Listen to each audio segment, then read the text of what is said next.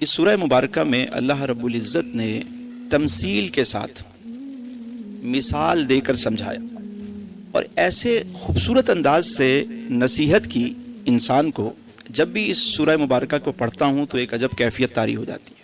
فرمایا وَالْعَادِيَاتِ دَبْحًا، قسم ہے ان گھوڑوں کی کہ جو ہانپتے ہوئے تیز دوڑتے ہیں۔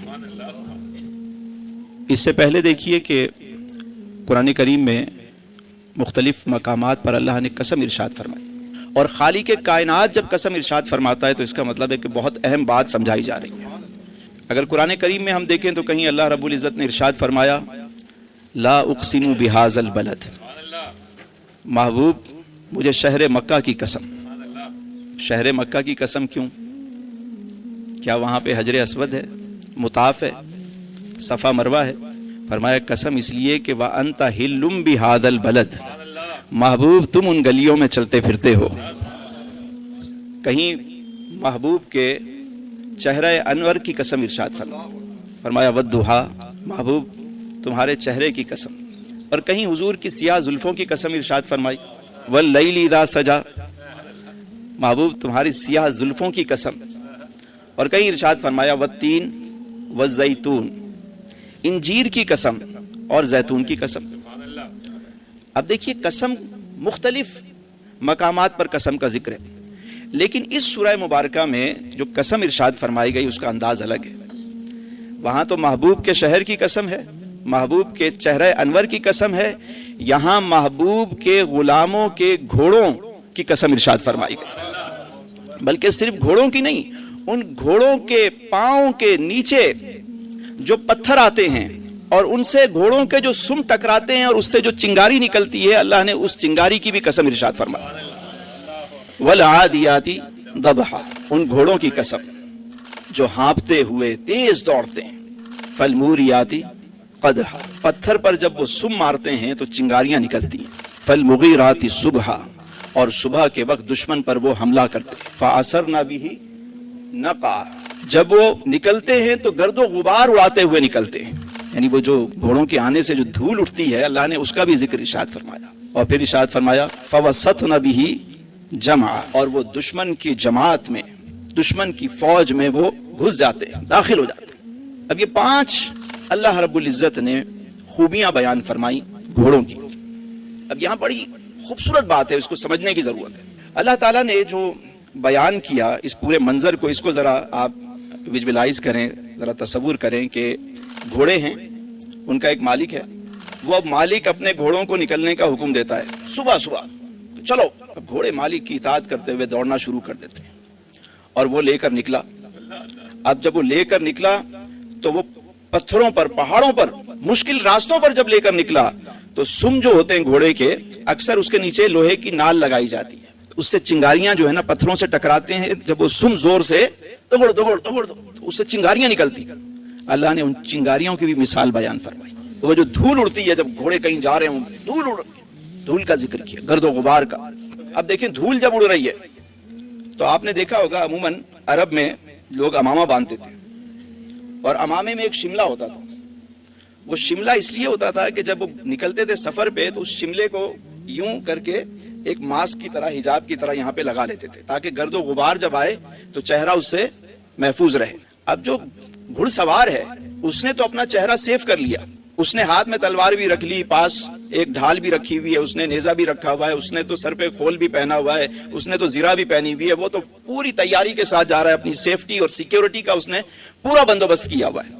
لیکن گھوڑا وہ تو نہ حجاب لگا سکتا ہے نہ کچھ ہے، وہ تو اپنے مالک کی اطاعت کرتا ہوا چلا جا رہا ہے۔ اس نے پہاڑ پہ چڑھایا وہ پہاڑ پہ چڑھ گیا، اس نے دریا میں ڈالا وہ دریا میں چل پڑا، وہ جہاں اس کو بھیجا وہ چلتا گیا، اور سامنے دشمن کا لشکر آ گیا۔ اب وہاں سامنے سے تیر آ رہے ہیں، تلواریں ہیں، بھالے ہیں، نیزے ہیں، لیکن مالک نے کہا کہ چلو۔ اب وہ داخل ہو گئے، تیر لگ رہے ہیں، تلواریں لگ رہی ہیں اسے، لیکن پرواہ کیے بغیر اپنے مالک کی وہ اطاعت کر رہا ہے۔ بات سمجھ میں آ رہی ہے؟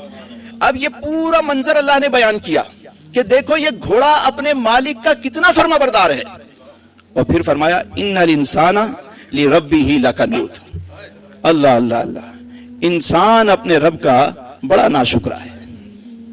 इंसान अपने रब का बड़ा नाशुक्र है। एक घोड़ा तो देखो इताअत कर रहा है, पर घोड़े को मिलता क्या है? दाने मिलेंगे, अनाज मिलेगा, कुछ घास मिलेगी। जो उसका मालिक है वो उसे क्या देता है? ग़िज़ा देता है ना। और उस ग़िज़ा के बदले में वो कैसी उसकी इताअत करता है, फर्मा बरदारी करता है, उसके इशारे पर कैसे चलता है। इन्नल इंसान अली रब्बिही लकनूद। इंसान को कैसी कैसी नेमतें अल्लाह ने अता फरमाई। घुड़सवार जो है वो तो इधर लगाम खींचता है, घोड़ा इधर हो जाता है, वो इधर खींचता है, वो इधर हो जाता है। जहां उसको जरा सा इशारा किया वो दौड़ पड़ा। तो खालिक कायनात ने बताया कि ये घोड़ा अपने मालिक का वफादार कितना है। ऐ इंसान तुझे क्या हुआ, कैसी कैसी नेमतें मैंने तुझे अता की। इन्नल इंसान अली रब्बिही लकनूद। लकनूद, कुनूद का मतलब नाशुक्र है। ये अपने रब की इताअत नहीं करता, फर्मा बरदारी नहीं करता, मालिक जो हुक्म देता है बात ही नहीं मानता। उस घोड़े को तो थोड़ी सी घास मिली, थोड़ी तवज्जो मिली, और इंसान मैंने तो तेरे मातहत उस घोड़े को किया। ये पूरी कायनात अल्लाह ने हजरत इंसान के लिए बनाई। हम दुनिया में बाद में आए, आंखें हमें बाद में मिली, जलवा पहले मौजूद था यहाँ पे। कान हमें बाद में मिले, नगमा पहले मौजूद था यहाँ पर। पूरी कायनात अल्लाह ने हजरत इंसान के लिए बनाई और इंसान को अपने लिए बनाया। लेकिन इंसान अपने रब का बड़ा नाशुक्र है। हमारी ज़बान पे शिकवे शिकायत खत्म नहीं होते। एक जानवर को देखें, कुत्ते को देख लें, अगरचे वो एक नजस जानवर है, लेकिन फर्माबरदारी में तो आप उसको देखें, मालिक का कितना फर्माबरदार है। थोड़े से टुकड़े उसको डाल दें, वो आपके दरवाजे को नहीं छोड़ेगा, हर वक्त वहीं मंडलाता रहेगा। और कभी अगर गुस्सा आ जाए, आप उसको झिड़क दें, मार दें, भगा दें, फिर तो उसको बुलाएं, आ भागते हुए आ जाएगा, बुरा नहीं मनाएगा। बाबा भुल्ले शाह ने भी क्या खूब बात की, कैसी चोट लगाई। फरमाते हैं, जिस दिल अंदर इश्क न रचिया, कुत्ते उस तो चंगे, मालिक दा दर नहीं छड़ दे, भावे मारो 100 जुते, उठ बुलिया चल यार मना ले, नहीं तो बाजी ले गए कुत्ते। अगर हम अपने मालिक को राजी नहीं ना करें तो हमसे तो वो कुत्ते बाजी ले जाते हैं। कभी परिंदों को देखें आप, थोड़ा सा चंद दाने रोजाना डालना शुरू कर दें, रोज आके बैठेंगे। एक बाबा जी थे, हमारे दोस्त हैं और आप सबके भी दोस्त हैं, अली जुबैर भाई। मुझे एक दिन वाकया सुनाने लगे, कहने लगे कि एक बाबा जी थे, उनकी दुकान के पास ही मैं काम करता था, तो उन्होंने अपनी छत पे परिंदे पाले हुए थे और रोजाना उन परिंदों को वो अनाज दाना डाल देते थे। बाबा जी ज़ईफ हो गए, ऊपर सीढ़ियों पे चढ़ नहीं पाते थे। तो अली भाई कहते हैं कि वो मुझे बुलाते और मुझे कहते कि ये थाल पकड़ो और जाकर ऊपर परिंदों को डाल दो। और उनकी छत पे हर वक्त परिंदे बड़ी तादाद में रहते, सुबह शाम वो उनको दाना डालते। अली भाई कहते हैं कभी ऐसा हो जाता कि मैं लेट हो जाता, तो मैं जब पहुंचता तो वो बहुत डांटते कि आज कहाँ रह गए थे तुम, तुम्हें पता है मैं ऊपर चढ़ नहीं सकता, परिंदे भूखे होंगे। तो एक दिन अली भाई ने उनसे कहा कि बाबा जी, आप जब इतने ज़ईफ हैं, ऊपर चढ़ नहीं सकते, तो इन परिंदों को छोड़ दें, भगा दें, क्या जरूरत है इसको पालने की, इतनी झमेला करने की। तो बाबा जी भी बाबा जी थे, कहने लगे, मियाँ ये परिंदे मुझे मेरे रब का पता देते हैं। अली भाई कहने लगे, भाई कैसे पता देते हैं, मैं भी जाता हूँ, मुझे तो कोई पता नहीं चलता। तो बाबे ने कहा, आज मैं तुझे दिखाऊं कि कैसे पता देते हैं। हाथ पकड़ा और सीढ़ियों से चढ़ते चढ़ते आराम आराम से ऊपर पहुंच गए। अब थाल इन्होंने पकड़ा हुआ है दाने का और वो साथ हैं। कहते हैं जब हम छत पे पहुंचे तो बाबे ने कहा, आ आ आ, बस इतना ही कहा कि वो सारा झुंड जो है वो जमा हो गया। इन्होंने बाबे ने दाना डाला। अली भाई ने पूछा कि रब का पता कैसे देते हैं ये? तो बाबे ने जो बात समझाई, बाबे ने कहा कि देखो मैं सिर्फ इन्हें 2 वक्त दाना डालता हूं, ये मेरे इशारे पर सिर्फ आ आ आ कहने पर सारे जमा हो जाते हैं। और मेरे खालिक ने, मेरे मालिक ने कितनी नेमतें मुझे अता की हैं, कितने खाने मुझे खिलाता है, हर रोज नया खाना खाते हैं। तो जब आजान होती है और वहां से आवाज आती है अल्लाहु अकबर अल्लाहु अकबर, तो मुझे ऐसा लगता है कि मेरा मालिक मुझे कह रहा है आ आ आ। कहने जैसे ये परिंदे ये आवाज सुन के दौड़ते हुए आते हैं, तो मैं अजान की आवाज सुनते हुए दौड़ लगा देता हूँ।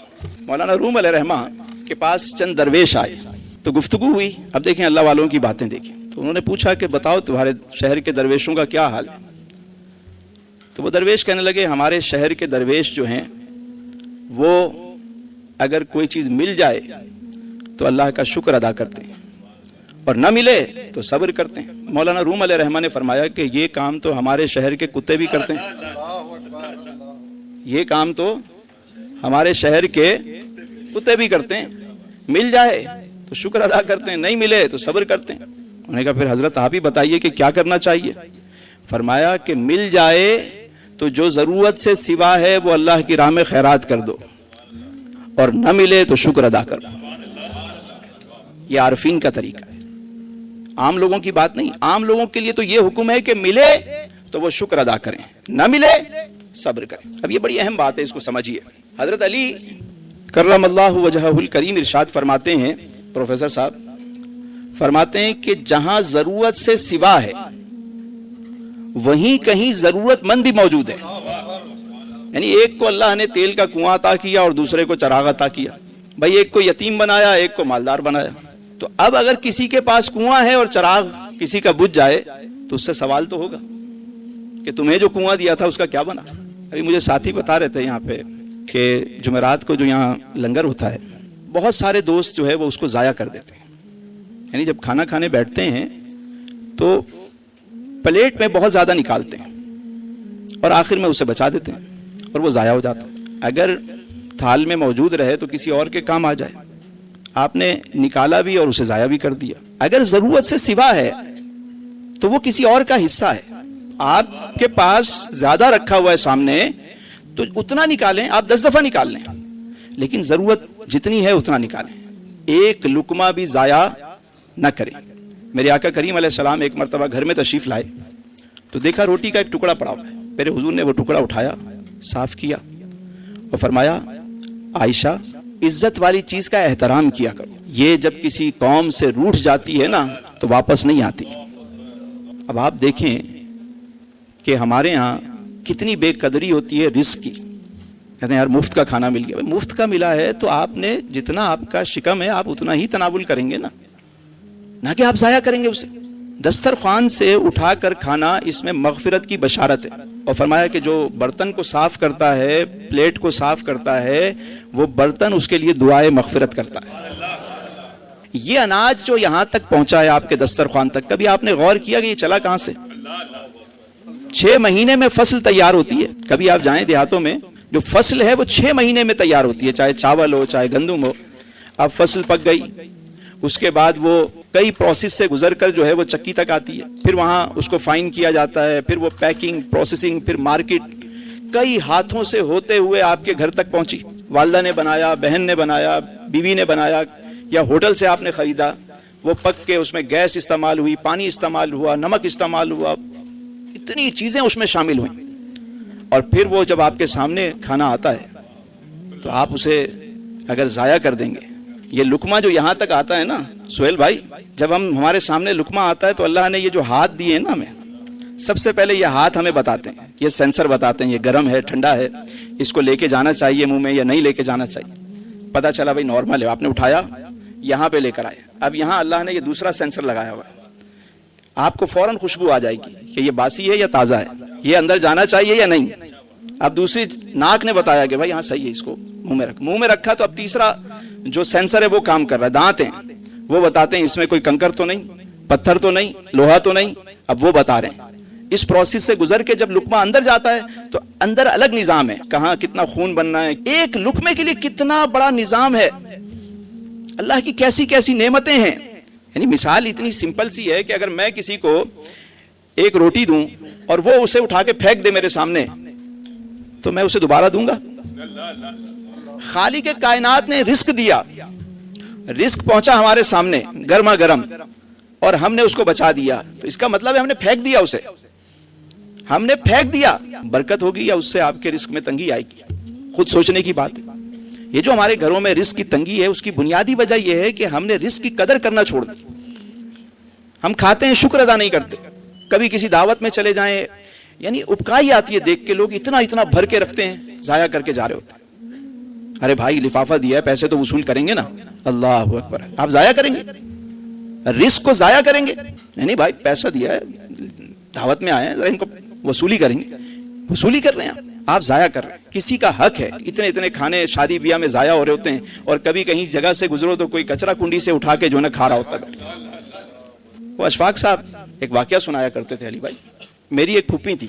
پھوپھی نے ایک اصیل مرغ پالا ہوا تھا. مرغا تھا, اصیل مرغ سمجھتے ہیں نا. تو وہ روزانہ پھوپھی جو ہے نا صبح کے وقت اس کو دانہ نکالتی اور آ کے اس کو یوں مٹھی کھولتی اور وہ سامنے آ کے چگنے لگ جاتا, کبھی مٹھی میں اور کبھی وہ اس کو وہاں مٹھی سے دانہ رکھ دیتی ہیں اور وہ وہاں بیٹھ کے وہ اس کو وہاں پہ کھا لیتا, چگتا رہتا.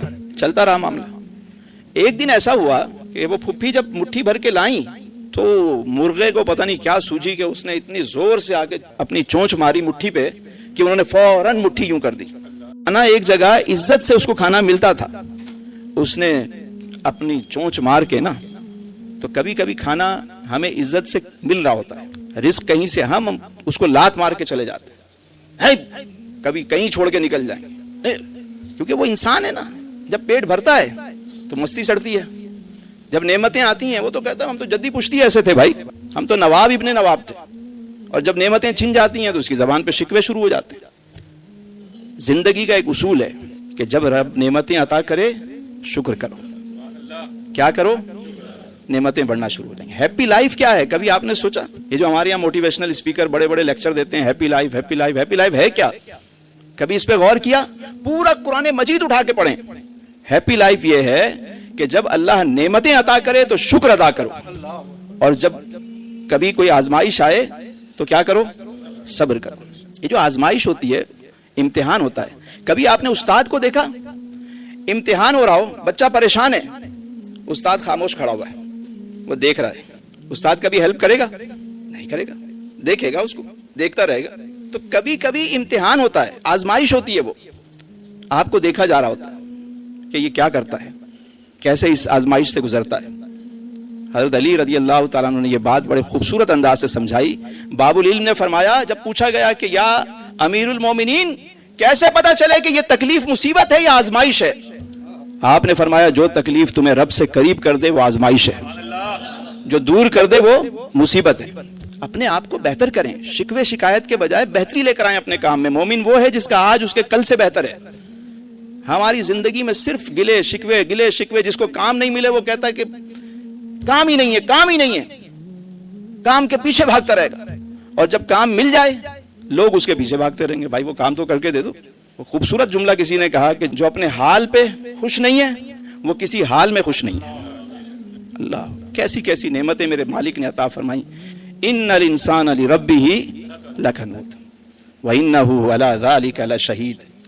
انسان ناشکرا تو ہے ہی, لیکن اس پر وہ خود ہی گواہ ہے. وہ خود جانتا ہے جو اس نے کیا ہے, کیسی کیسی ناشکریاں کرتا ہے. پھر اللہ تعالیٰ نے ارشاد فرمایا, اللہ اکبر, فرمایا وَإِنَّهُ لِحُبِّ الْخَيْرِ لَشَدِيدٌ, اور بے شک وہ مال کی محبت میں بہت شدید ہے. دیکھیے مال کمانا کوئی بری بات نہیں, رزق حلال کمانا عین عبادت ہے, لیکن یہ ضرور خیال رہے کہ آپ دنیا میں رہیں, دنیا آپ میں نہ رہے. یعنی کشتی پانی پہ ہو پر کشتی کے اندر پانی نہ ہو. اگر کشتی کے اندر پانی آ گیا تو کیا ہوگا؟ دل میں مال کی محبت آ گئی تو انسان پھر اس قبر کی مٹی اس کو بھر سکتی ہے, پورا کر سکتی ہے. اس کو 2 سونے کی وادیاں ملیں وہ کہے اور مل جائے. دنیا ضرور کمائیں, کمانا منع نہیں, لیکن دنیا کو دل کے اندر نہ رکھیں. ہمارے ہاں تو یہ بھی ہوتا ہے کہ انسان مال کمانے کے لیے صحت برباد کر دیتا ہے, پھر صحت کو پانے کے لیے کچھ لوگ کھانے کے لیے اپنوں کو چھوڑ دیتے ہیں, کچھ اپنوں کے لیے کھانا چھوڑ دیتے ہیں. جو 100 کلو کی بوری اٹھا سکتا ہے وہ خرید نہیں سکتا, اور جو خرید سکتا ہے وہ اٹھا نہیں سکتا. عجب نظام ہے, ایک سسٹم ہے اللہ کا. تو ہمیشہ یاد رکھیں کہ مال کی محبت کے پیچھے نہ جائیں. اللہ جو دے اس پہ شکر کرتے جائیں, مال بڑھتا چلا جائے گا. پھر فرمایا افلا یعلم اذا بعثر ما فی القبور, اللہ اکبر, کیا وہ نہیں جانتا کہ جو قبروں میں ہیں وہ اٹھائے جائیں گے. اور پھر فرمایا وحصل ما فی الصدور, اور سینوں کی باتوں کو ظاہر کر دیا جائے گا. یعنی جب قبروں سے اٹھایا جائے گا تو پھر جو سینے میں چھپا ہوا ہے وہ ظاہر کر دیا جائے. آج تو ہم سامنے دیکھتے ہیں نا, پرسنالٹی جو ہم نے بنائی ہوئی ہوتی ہے, پس دیوار کچھ اور ہوتا ہے, فرنٹ پہ کچھ. ہمارے اندر کیسے کیسے خیالات آتے ہیں, اندر ہم نے کیا رکھا ہوا ہے. کسی کو کہا یہ ہماری بیٹی ہے, اور بیٹی کے بارے میں کیا خیال پیدا ہوتا ہے. کسی کو بہن بنایا ہوا ہے, اور بہن کے بارے میں کیسے کیسے خیالات اندر جنم لے رہے ہوتے ہیں. بھائی بنایا ہوا ہے, بھائی کے خلاف کیا کیا سازشیں اندر چل رہی ہوتی ہیں. ہوتا یا نہیں ہوتا؟ اگر آج لوگ ہمارے اندر کا حال دیکھ لیں تو ہو سکتا ہے ہم سے ہاتھ بھی نہ ملائیں, کہ ہمارے اندر بہت کچھ ہے اور رب نے اس پہ پردہ رکھا ہوا ہے, ہمیں مہلت دی ہوئی ہے. لیکن فرمایا قیامت کے دن جو سینوں میں ہے وہ ظاہر کر دیا جائے گا. اسکرین پہ سب آ رہا ہوگا, سب جو اندر ہے وہ سب, جو ہم سوچتے تھے, جو ہم چاہتے تھے, جو ہم سب نظر آئے گا. وہ ایک بابا جی تھے, ان سے ایک دفعہ میں نے پوچھا کہ حضرت آپ بہت بڑے صاحب علم ہیں, بہت ساری چیزیں ہم نے آپ سے سیکھی ہیں, آپ کبھی اپنے نام کے ساتھ القابات نہیں لگاتے, حضرت فلاں فلاں فلاں فلاں. اب تو اتنے بڑے بڑے نام ہوتے ہیں کہ وہ بینر پہ بھی نہیں آتے. تو میں نے کہا آپ تو ماشاءاللہ اتنے قابل ہیں, وارثان محراب و ممبر ہیں, آپ کوئی القابات کیوں نہیں لکھتے اپنے نام کے ساتھ یا لکھنے نہیں دیتے؟ فرمانے لگے کہ میاں یہ بتاؤ کہ کسی محفل میں تم جاؤ اور وہاں پر جو میزبان ہے وہ کسی کا تعارف کروائے بڑے بڑے القابات کے ساتھ, تو آپ کے ذہن میں کیا بننا شروع ہو جائے گا کہ بہت ہی کوئی خاص شخصیت جو ہے وہ آ رہی ہے. جیسے ہمارے یہاں ہوتا ہے, ہوسٹ کیا کرتا ہے, وہ ایسا نقشہ کھینچتا ہے کہ لوگ مطلب سارے کھڑے ہو جاتے ہیں, ویلکم کر رہے ہوتے ہیں. کہنے لگے لیکن عام آدمی جس کا تعارف نہیں کرایا جائے, صرف نام لیا جائے, لوگ اتنی توجہ نہیں دیتے. کہنے لگے قیامت کے دن نا جب جو سینوں میں ہے وہ بھی ظاہر ہو جائے گا, تو وہاں جو جن کے بڑے بڑے نام ہیں القابات, جب ان کو پکارا جائے گا اور اگر ان کے سینوں میں کچھ اور ہوا تو وہ کیا کریں گے وہاں پہ؟ بھائی صاحب ہمارا تو صرف نام پکارا جائے گا, اگر کچھ ہوا بھی تو کم از کم اتنی توجہ تو لوگ نہیں کریں گے. کیا سوچ. یہی بات اقبال نے کہی, قلندر لاہوری نے جو ابھی فیصل بھائی نے اشعار پڑھے کہ تو غنی از ہر دو عالم من فقیر, روز محشر عذر ہائے من پذیر, گر تمہیں بینی حسابم ناگزیر, از نگاہ مصطفیٰ پنہا بگیر. کیا خوبصورت دعا ہے, یہ اللہ والوں کی باتیں ہیں. پھر آخر میں اللہ نے جو بات ارشاد فرمائی, ان ربہم بہم یومئذ لخبیر, بے شک ان کا رب اس دن ان کی خوب خبر رکھنے والا ہے. رب اس دن, رب کو تو ہمیشہ خبر ہے, لیکن اس دن وہ خوب خبر رکھنے والا ہے, آپ کی ہر بات کی اسے خبر ہے. اپنے آپ کو بہتر کریں, اللہ کا ہر حال میں شکر ادا کریں, اور زندگی کو اس انداز سے گزاریں کہ اپنے رب سے راضی ہو جائیں. وہ تو راضی راضی ہے, آپ راضی ہو جائیں. زندگی سے گلا شکوہ ختم کر دیں. کون کون نیت کرتا ہے کہ دسترخوان پہ جب بیٹھے گا تو جو بھی ماں حاضر پیش کیا جائے تو وہ اسے اتنا ہی لے گا جتنا وہ کھا سکتا ہے, اور اس کے بعد اپنے برتن کو وہ صاف کرے گا؟ کون کون؟ کچھ لوگ ہیں وہ ہاتھ نہیں اٹھا رہے, میرا خیال ہے ان کا ارادہ کچھ اور ہے. سب کریں گے؟ اچھا چلیں اب ہاتھ نیچے کریں. اب ایک بات اور بتائیں, یہاں تو کریں گے, کیا گھر پہ بھی کریں گے؟ اور کہیں دعوت میں جائیں گے؟ ٹھیک ہے, ضائع ایک دانہ پہ, ہاں پیٹ بھر کے کھائیں, آپ کو جتنا کھانا ہے آپ کھائیں, دعوت میں جائیں کھائیں, لیکن ضائع نہ کریں. ضائع کرنے سے رزق میں برکت ختم ہو جاتی ہے. ٹھیک ہے, اور پلیٹ کو صاف کرنے سے, شکر ادا کرنے سے, دعا مانگنے سے کھانے میں برکت شروع ہو جاتی ہے. اللہ تعالیٰ سے دعا ہے اللہ تعالیٰ ہم سب کو آسانیاں عطا فرمائے اور آسانیاں تقسیم کرنے کا شرف عطا فرمائے.